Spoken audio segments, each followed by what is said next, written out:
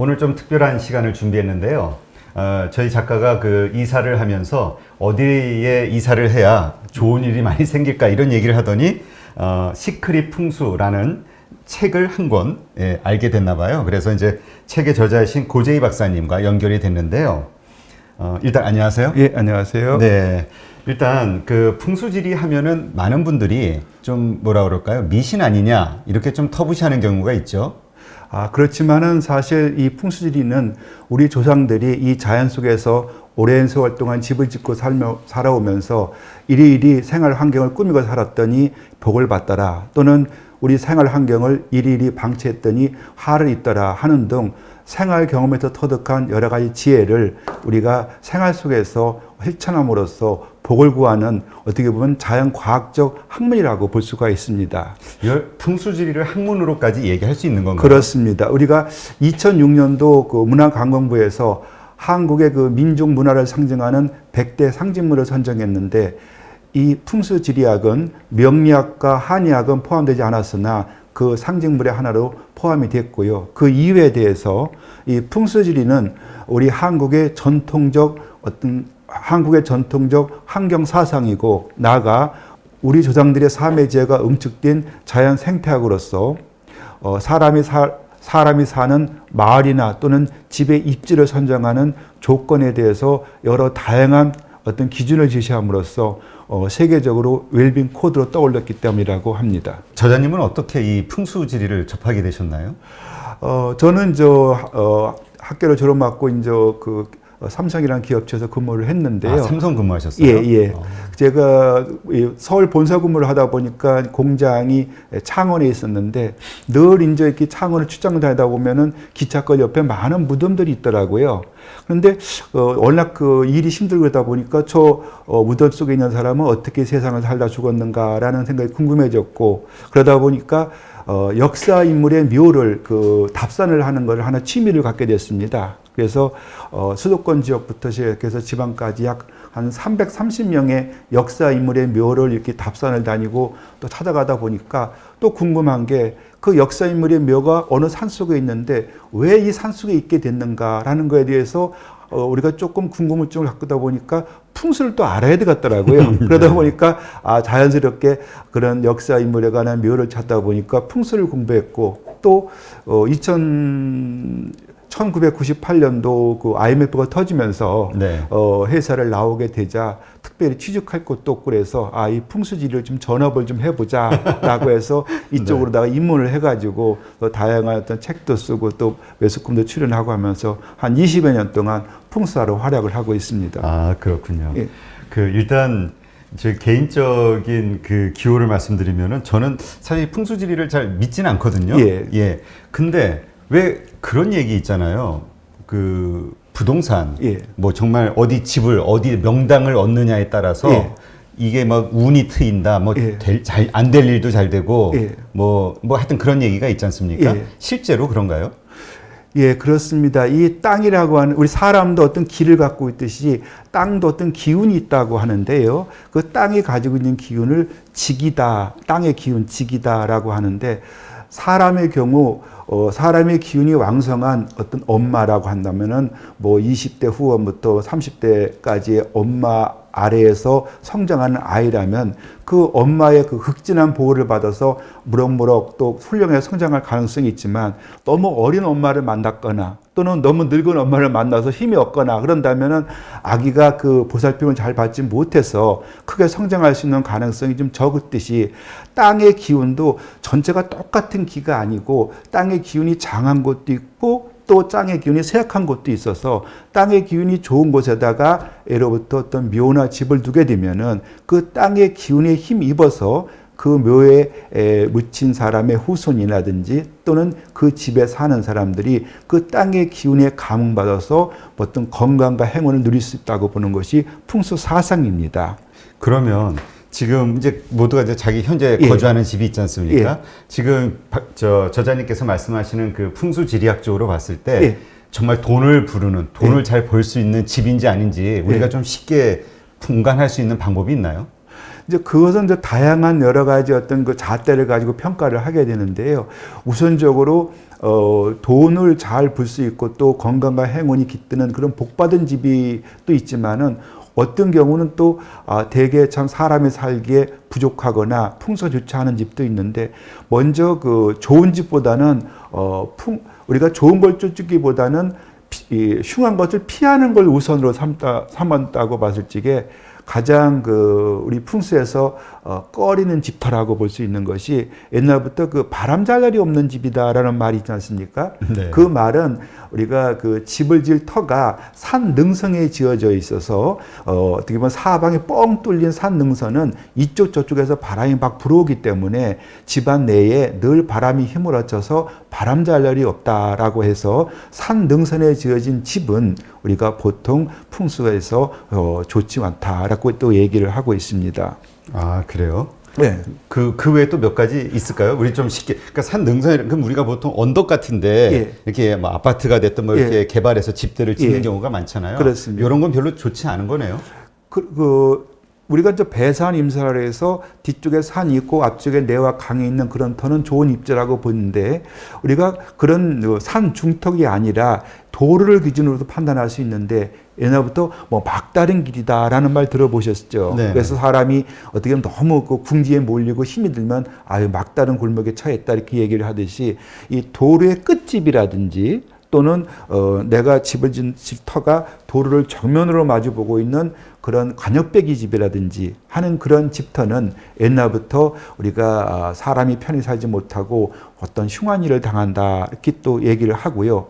또 우리가 아주 일이 참 나쁘게 될 때 또는 상황이 안 좋아질 때에 뭐 골로 간다 이런 말 들어보신 적 네. 있으시죠? 그 골이라고 하는 것이 산 골짜기를 말하는데 집을 지을 이 터가 산 골짜기를 등지고 있거나 산 골짜기에 집을 짓게 되면 골바람을 맞아서 그 집에서 여러 가지 흉한 일이 생겨난다라고 볼 수가 있겠습니다. 다 우리가 이미 풍수를 공부하지 않아도 생활 속에서 잘 알고 있는 상식적인 속하는 얘기들이라고 볼 수 있습니다. 골로 간다. 뭐 이런 게 다 원래 그런 뜻이군요. 예, 그렇습니다. 그러면 어쨌든 뭐 좀 흉한 집은 뭐 이렇게 몇 가지 얘기를 해주셨는데, 예. 근데 흉한 거보다도 하여튼 저희는 돈 잘 버는, 예. 뭐 돈 버는 행동이나 돈 벌고자 하는 사람들이 그래도 조금이나마 예. 그 위안을 얻을 수 있는 좋은 그 풍수적으로 좋은 곳이 어딜까요? 예, 이제 우리 풍수는 그 물을 제물로 여겨가지고 그 물을 보고서 어느 어떤 동이나 지역이 재물이 많은 그러한 어떤 지역이다 또는 동네다라고 평가를 하는데요. 이 강물이나 냇물이 흘러가는 그 모양새가 일직선으로 흘러가지 않고 이렇게 꿈틀꿈틀 흘러갈 적에 그 강물과 냇물의 흐름이 마치 이 허리에 벨트를 찬 듯이 내 앞쪽으로 이렇게 둥글게 감싸고 흘러가는 그러한 동네. 예를 들어서 안동의 하회마을 같은 경우 그 마을 앞쪽으로 낙동강이 굽어 흘러가지 않겠습니까? 그러다 보니까 우리가 어떤 풍수적으로 재물복이 많은 어떤 지역이다 또는 집터다 마을이다 할 적에는 대개 그 물의 흐름을 보고 그 판단을 하는데 예를 들어 서울의 경우를 보게 되면 서울은 한강을 가운데 두고서 강북과 강남이 서로 이렇게 마주보고 있는데 네. 한강의 흐름 역시 일직선으로 똑바로 흐르는 게 아니라 꿈틀꿈틀 흘러가고 있습니다. 그럴 적에 한강의 흐름만 보면은 어느 동 지역이 부자의 균이 많은가는 확연히 알 수가 있는데 한번 이렇게 서울 지도를 놓고서 이렇게 우리 동네 앞으로 또 우리 동 앞으로다가 강물이 둥글게 흘러가는 곳이 어딘가라고 보면은 이 건대의 앞쪽에 있는 어떻게 보면 구이동 자양동 쪽 또는 강남에서는 압구정 청담동 쪽 또는 용산에 있는 동부 이천동 쪽 그쪽이 아주 한강이 내 앞을 둥글게 감싸고 흘러가는 재물복이 많은 지역이라 볼 수 있습니다. 요즘 집값 많이 오르는 데네요. 많이 맞습니다. 올랐고. 예. 부자들이 옛날부터 살고 싶어하는 그러한 곳이었습니다. 그러고 말씀 들어보니까 예전에 어떤 영화에서 아파트 짓는 그 건축업자들이 회장님들 뭐 이렇게 명당 터 골라서 땅 매입하고 집 짓고 뭐 이렇게 한다라는 내용이 나왔던 것 같은데요. 예. 실제 그런가요? 그렇습니다. 지금 사실 이제 부자들 같은 경우는 어떻게 보면 꼭 자기가 살 집을 구하기보다도 살림집은 또 있고 또 어떤 세컨드 하우스 개념이라든지 또는 어떤 휴식을 위해서 또 집을 마련하고 할 적에는 내가 꼭 바로 들어가야 살 집이 아니라 어떻게 보면 그 집에 살아서 내가 건강과 행운을 얻을 수 있다라는 그런 걸 많이 따지게 됩니다. 근데 어떻게 보면 좀 가난한 사람들은 그런 거를 따질 여유가 없지만 부자들 입장에서는 오히려 어떤 그런 풍수를 통해서 자기의 어떤 부를 더 증진시키고 또 자기의 건강을 더 좋게 하는 방향으로 이 풍수를 많이 활용하고 있는 층입니다. 네. 지금 이게 좀 세상이 복잡해졌잖아요. 예. 또 밀집해서 살기도 하고요. 예. 아파트 같은 데서. 그러다 보니까 지금은 좀 풍수를 따지기에는 주변 환경이 예. 그냥 다 빌딩들이잖아요. 예. 예. 어떻습니까? 지금 이런 그 도시 주거 공간에서 예. 내가 살고 있는 이 집이 명당 자리인지 아닌지 예. 구분할 수 있는 방법이 또 있을까요? 사실 이제 이 도시 풍수라고 하면은 이제 일반적으로 자연 속의 풍수는 산이 바람을 막아주고 또 어떤 자연적인 하천이나 강이 좀 물길을 만들고 하지만은 이 도시 내에서의 풍수는 어떤 도시 내에 있는 빌딩을 산으로 보고 또 도시 내에 이리저리 소통을 하는 도로를 물길로 봅니다. 아, 그런가요? 예, 그러다 보니까 꼭 그것이 도시이기 때문에 옛날 풍수가 적합하지 않다라는 것이 아니라 어떻게 풍수에서 어떤 좋은 땅의 입지를 평가하는 기준인 산과 물 또는 어떤 땅이 어떤 걸 보고 기준으로 해서 판단하느냐에 따라서 달라듯이 이 도시 풍수에서는 건물을 보고 또 도로를 보고서 어떤 땅의 입지에 좋고 나쁠 평가하기 때문에 어떤 그런 평가에서 크게 다르지가 않습니다. 그러면 도시 주거 지역에서 내가 사는 집이 명당인지 확인하려면 어떤 걸 간단하게 확인할 수 있을까요? 뭘 보고? 이 첫째는 이제 사람들이 좋은 거에 대한 사람들이 이미 알고 있고 또 역사적으로 봤을 적에도 자연적인 불화가 이루어 산 집이 많습니다. 서울 시내 같은 경우 이 부자촌으로 부자 마을로 소문난 곳이 이제 성북동 또는 평창동 또 함남동 이런 곳인데요. 특히 함남동 같은 경우는 우리나라의 어떤 많은 재벌들이나 또 정관계의 사람들이 많이 이제 이렇게 사는 걸 보면은 그 지역이 왜 이렇게 부자들이 많이 이렇게 모여 사는가라는 거를 우리가 생각해 보면은 함남동이든 성북동이든 그 평창동이든 그 땅이 가지고 있는 여러 가지 기운이 또 그 땅을 영향을 미치는 바람과 물의 기운이 좋아서 그 부자들이 거기에 모여 살지 만약에 그런 것이 흉하다면은 거기에 구태에 모여 살 리가 없다고 생각을 할 수가 있겠습니다. 네, 사실 그 압구정이 되게 유명하잖아요. 그런데 이게 사실 옛날 과거 역사 보면 한명회가 그 명당으로 생각하고 거기를 뭐 지어놓은 거기 압구정을 활용했다 뭐 이런 그게 이유래가 돼서 압구정이 왔다 이제까지 이런 얘기가 있지 않습니까? 그게 맞는 건가요? 그렇지는 않습니다. 옛날에 그 압구정이라 그러면 한강 너머의 강남이기 때문에 옛날 조선시대 쪽에는 한양이 아니라 광주였습니다. 그러다 보니까 거기는 사실 이제 그 압구정 한명회가 자기 아우를 딴 압구정이라는 정자를 짓고 저기 보면 음풍농활하고 또 마음을 쉬는 정자로 삼았던 곳이다. 였었지 사람들이 거기가 살기 좋은 곳이라서 거기서 모여 산 것은 아니었습니다. 그런데 이제 현대에 들어와서 서울이 확장이 되고 또 강남이 발달하면서 강남 땅 내에서는 어디가 가장 부자의 기운이 많은가를 찾다 보니까 한강이 앞쪽을 둥글게 감싸고 흘러가는 압구정 청담동 쪽이 가장 우선적으로 손꼽힌 거라고 볼 수가 있겠습니다. 네, 그렇군요. 그러니까 제가 한 50%를 50%만 알고 있었네요. 한 명에만. 근데 궁금한 게 이거죠. 땅이 말씀대로 어떤 부자의 길을 담고 있는 곳이라고 했을 때 거기 나 혼자 살아서 그 길을 내가 다 받는 게 아니라 아파트 같은 게 지어져 가지고 수천 명이 그 길을 나눴을 때도 그 모두가 다 그 길을 받을 수 있는 것인지 아니면 정말 땅하고 가까운 1층만 혜택을 받는 것인지.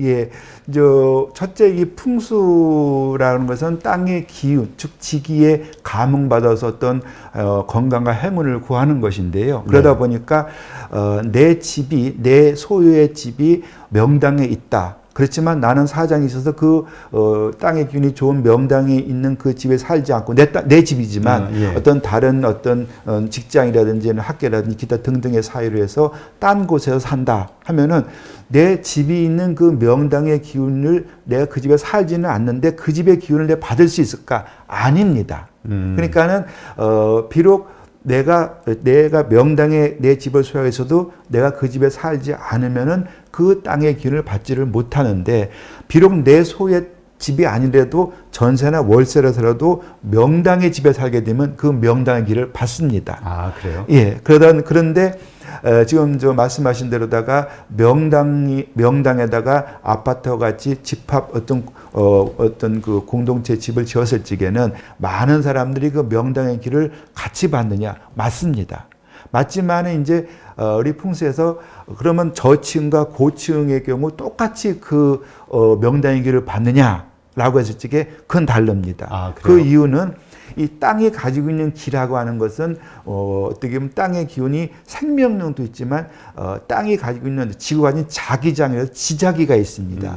그러니까 우리가 나침판을 들고 있으면 나침판이 남북을 가리키는 것은 그거는 땅이 가지고 있는 어떤 자성의 기운에 의해서 남북이 가리키는 거 아니겠습니까? 이 지구, 땅이 자석의 기운을 갖고 있다는 것은 누구나 다 압니다. 그런데 이 땅이 가지고 있는 자석의 기운, 즉 자기장은 땅과 가까이 접해 있을 때 그 기운을 많이 받지, 땅에서 멀리 공중으로 올라가면 올라갈수록 땅에서 발생하는 그 자석의 기운은 적게 받습니다. 그러다 보니까 우리 조상 대대로 우리가 살아왔던 한옥은 다 단층집이다 보니까 땅에서 발생하는 그 지자기를 우리 몸으로 아주 제대로 쭉 받은 그런 체질을 이어받았는데, 우리 서울에 살거나 도시에 사는 현대인들은 30층, 40층 높은 고층에 살다 보니까 땅으로부터 발생하는 지자기가 공중으로 전달되는 높이가 큰 나무가 자라는 높이라고 합니다. 한 30m 높이입니다.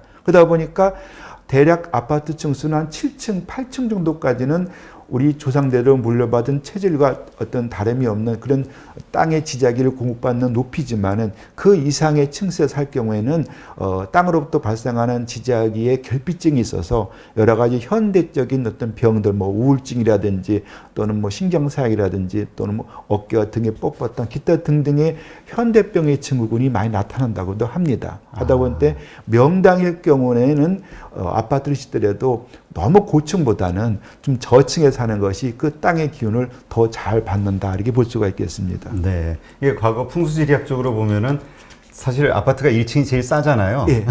근데 이게 좋은 거군요. 아마 1층은 어떤 그런 도둑이나 어떤 도난 또 그런 게 있지만은, 제가 생각해서는 근데 1층 같은 건 또 문제가 또 뭐가 있냐면, 대부분 아파트 그 동 앞에 보면 나무들이 많이 심어져 있는데, 네. 그 나무들이 많이 울창합니다. 네. 울창하다 보니까 비록 남양집에 아파트에 살더라도 앞쪽에 이렇게 서 있는 여러 나무들에 의해서 그 햇빛이 가려져서 늘 집안이 우중충하고 침침할 수가 있습니다. 또 그러다 보니까 사실은 이 집 안에는 좀 햇빛이 하루 종일 좀 들어오고 좀 양기가 좋아야 되는데, 비록 자연적인 어떤 남양집이라도 나무에 가려지면 햇빛이 잘 들어오지 않기 때문에 그런 면에 있어서는 그런 나무의 어떤 햇빛 가림이 좀 적은 3, 4층이 제일 좋지 않을까 싶습니다. 아, 네. 하여튼 자기가 올라올 수 있는 그 높이는 한 30m. 예, 지자기가 높이가. 그래서 한 7, 8층 정도가 가장 적합하다, 이렇게 보시는 거군요. 네. 그게 좀 궁금했었는데. 네. 그러면 지금 그 상업용 부동산, 보통 이제 장사하시는 분들은 상가가 될 수도 있고요. 또 사업하시는 분들은 또 사무실 공간이 될 수도 있는데, 어떻습니까? 이것도 같은 원리인가요? 예, 이제 풍수를 하다 보면은 이제 그 가게나 또는 어떤 사무실, 빌딩들이 어떤 입지를 많이 따지게 되는데, 우리 풍수에서 어떤 그런 입지나 조건 중에 가장 우선시 삼는 것이 배산임수입니다. 즉, 산을 등지고 내를 바라보는 그러한 방향으로 지어진 건물인가를 많이 따지는데요.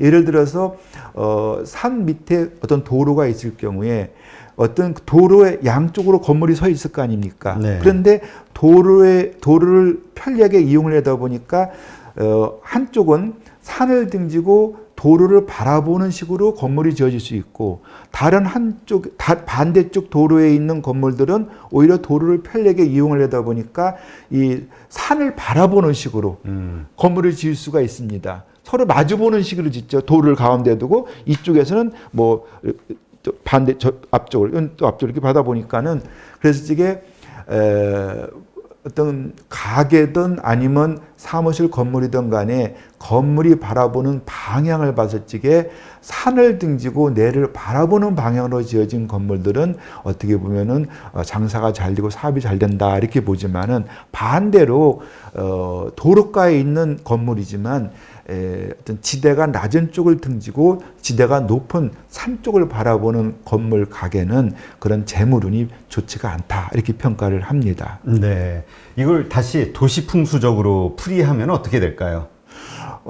도시풍수품에도 똑같습니다. 그러니까 도로를 기준으로 평가를 한 거기 때문에 네. 도시라고 하는 경우는 이제 그러니까 도로를 가운데 두고서 이쪽 저쪽의 땅이라고 하는 것은 사실은 어떤 위치가 비슷하기 때문에 평당 가격은 별로 차이가 나지 않습니다. 네. 그렇지만은 도로 이쪽의 건물은 도로를 산을 등지고 지대가 낮은 내 쪽을 바라보기 때문에 사업과 재물운이 좋은 건물이다라고 볼 수 있고 반대쪽은 땅값은 비슷하지만 그 건물에 또는 가게 입지에서 장사가 잘 안 되고 사업이 잘 안 된다고 판단하실 적에는 어떻게 보면은 땅값이 비슷하지만은 그 건물과 가게에서 장사와 사업이 다르다면은 그 장사와 사업이 잘 되고 못 되는 것까지도 건물 부동산으로 이게 가치를 서로가 이렇게 좀 그 감안해서 평가를 해야지 왜 땅값만 같으면 건물값이 같은지 그런 전 풍수적으로 이해를 할 수 없는 분야입니다. 아, 그래요? 예. 그러면 그 배사님 스무 말씀하셨는데, 예.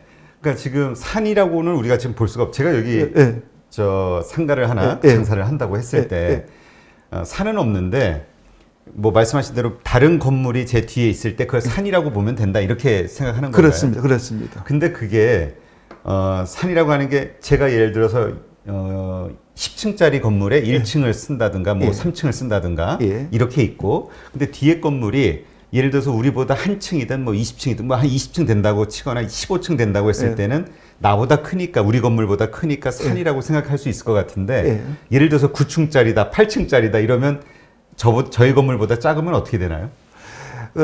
그런 경우는 이제 우리가 이제 야외에서 전원주택을 지을 적에도 전원주택의 그 땅이 어느 정도 좀 좋으냐 나쁘냐를 판단할 적에 전원주택을 지을 뒷산과 앞산의 높이를 평가했을 적에 나를 지켜주고 나를 보호하는 뒷산이 좀 더 크고 내 앞쪽에 있는 나를 맞이하고 내가 대화를 나누는 나의 손님격인 앞산은 나보다 좀 작아야지만 내가 어떤 그런 위험이나 위세를 갖출 수 있지 반대로 나를 지켜주고 나를 수호하는 뒷산이 작고 내 앞산이 크다 그러면은 내가 위압감을 느끼거나 아니면 마음이 불안하다고 해서 좋은 입지라고 보지를 않습니다. 아, 그러니까 어쨌든 배경은 나보다 큰 게 좋고 뒤에 있는 건 앞에 있는 건 나보다 건물이 작아야 되는 거군요. 그렇습니다. 그래서 높이가. 가장 앞쪽에 있는 건물이든 산이 이상적인 높이는 이렇게 사람이 섰을 적에 눈썹과 심장 사이 요 사이에 들어오는 것이 좋습니다. 또 너무 낮으면 1층에서요? 도로에서? 도로든 어떤 간에 아니 2층이 됐든 간에 제가 3층 사무실에 있는데 3층에서 창로로 봤을 때 그렇습니다. 그러니까 내가 처한 위치에서 그렇습니다. 아. 그러니까 너무 낮으면 또 앞바람을 맞는다 그러고 너무 높으면 나를 위압적으로 누르고 그래서 그러면 적당한 높이로 조금 이런 각도에서 다시 질문을 드려볼게요. 우리가 하나의 건물이 있지만 그 말씀하신 바라보는 게 이 배경이라는 게 입구를 기준으로 생각을 해야 되는 건가요? 아니면 왜냐하면 이런 경우가 있잖아요. 예를 들어서 제가 건물이 하나 있는데 저는 뭐 양쪽으로 양 사이드로 그 뭐 사무실이나 아니면 상가들이 있는 경우 있지 않습니까? 입구가 저는 이쪽에 있어서 그냥 이게 뒤고 저쪽을 앞이라고 생각할 수 있지만 이쪽 반대편에 있는 사람은 제가 뒤가 되고 이쪽이 앞이 되는 거잖아요. 그건 이제 입구로 봤을 때. 그건 이제 어떤 집에서도 그렇고 가게도 그렇고 사무실에서 마찬가지인데 그 집에 같은 경우는 거실의 중심에서 또는 어떤 가게 같은 가게의 그 공간의 중심에서 한 바퀴 삥 돌아봤을 적에 창밖에 이 전망이 경치가 가장 널찍이 가장 멀리까지 바라보이는 것이 우리 집 또는 우리 가게의 정면입니다. 그쪽 정면에 앞쪽에 어떤 빌딩이나 산을 얘기하고 있습니다. 그러니까 그게 이쪽에 사냐 이쪽에 사느냐에 따라서 그게 달라질 수 있는 달라질 거네요. 수 그러니까 있습니다. 이쪽 사람은 여기가 명당이고 예. 이쪽 사람은 반대로 안 좋은 곳이 될 수도 있는 거네요. 그렇습니다. 거꾸로니까. 어떤 타워형 아파트 같은 경우는 한 층에도 북형집이 있을 수 있고 남형집도 있지 않겠습니까? 네. 각각 다르다고 볼 수가 있겠습니다. 네. 말씀하신 대로 이렇게 보니까 여기가 명당 같은데요. 저희 사무실이 저 스튜디오가 예, 앞에 예. 아무것도 없거든요. 저희보다 높은 게. 그렇죠. 예. 예. 여기 오면은 가장 그러다 보니까 지금 이 사무실 있는 이 건물은 이 지역의 어떤 랜드마크 역할을 하고 있지 않습니까? 네. 그래서 찾아오기도 쉽고. 근데 창이 사실 이쪽에 있단 말이죠. 예. 이게 보시면 이게 창이 이쪽인데 저희가 이 스튜디오 이 무대로 예. 이 창을 막았어요. 예. 괜찮은 건가요? 그것은 어차피 이제 우리가 어떤 어떤 생활 공간을 사무실 공간으로 꾸며 쓰려다 보니까 막은 것이다 보니까는 그거는 뭐 필요해서 막다 보니까 현재 그렇다면 이 사무실 공간 내에서의 정면은 본래는 창문이 이쪽에 있어서 이쪽이 정문이지만은 네. 다 이게 가림막을 했기 때문에 지금은 이쪽이 정면이 아니고 반대쪽이 정면이 되겠습니다. 저쪽이요. 예, 예. 그런가 이렇게 그 획일적으로 이게 아니라 예. 내가 지금 처한 지금의 상황에서의 모든 게 달라지는 거군요. 상황에서 가장 창밖의 경치가 멀리 널찍이 보이는 쪽을 정면으로 삼는다 이렇게 볼 수가 있겠습니다. 그렇군요. 그러니까 여기가 가리지 않았으면 이쪽이 정면이 되는 건데 예, 예. 어쨌든 내부에서 가렸으니까 현재 저희 공간에서는 저쪽 반대편을 정면으로 봐야 되는 거군요. 그렇습니다. 네, 그렇군요. 근데 또 이게 갑자기 상담을 하게 되네. 이게 지금 이쪽 면에도 저희보다 높은 건물이 없고요. 예. 이쪽에도 없단 말이에요. 예. 그러면은 앞면은 좋지만 뒤에 산이 없잖아요. 예. 우리를 감싸주는. 예. 이건 어떻게 됩니까? 하나는 좋고 하나는 안 좋으면. 그러다 보니까 풍수지 비보라고 해가지고서요. 네. 어떤 풍수적으로 완벽한 땅이나 또는 완벽한 집이 아닐 경우에는 네. 그걸 조금 이렇게 좀 보완해가지고 보다 집 내부나 또 집 외부의 환경적인 기가 좋게 꾸며 사는 방법이 있습니다. 그러다 그래요? 보니까는 어떤 소품을 가지고 그걸 많이 활용하는데요. 어떻게 보면 저 화초 같은 걸 넣을 수도 있고 또는 어떤 수족관이나 또는 어떤 어항 또 무락 이런 거 둘 수도 있고 또 조명을 갖고도 할 수 있고 여러 가지 방법을 통해서 내가 처한 풍수적인 약점을 치유하는 방법은 참으로 다양하고 또 그 효과도 큽니다. 이걸 보통 풍수 인테리어라고 많이들 얘기합니다. 풍수 인테리어는 많이 들어본 것 같아요. 예.